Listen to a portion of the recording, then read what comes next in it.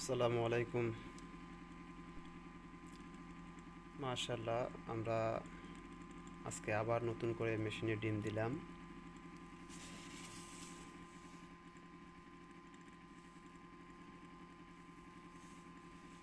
তো এখানে প্রায় 104 পিসের মতো ডিম আছে।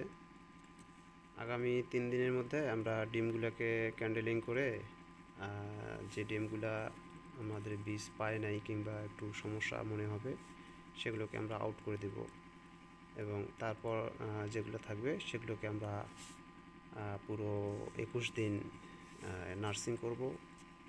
দিনে 5 থেকে 6 বার আমরা মনে করেন যে ডিমটাকে আমরা উলট পালট করে দেবো আর কি। তো যাক, মাশাআল্লাহ, আমরা আবার দিয়েছি। ইনশাআল্লাহ আশা করতেছি যে এই বাচ্চাটা আমাদের 31 তারিখ, জানুয়ারির 31 তারিখ অথবা ফেব্রুয়ারির 1 তারিখে আমাদের বের হবে ইনশাআল্লাহ। তো ঠিক আছে, দোয়া করবেন আমাদের জন্য, আমরা যেন আমাদের সার্বিক কার্যক্রমগুলো সঠিকভাবে পরিচালনা করতে পারি। তো ঠিক আছে, আল্লাহ হাফেজ।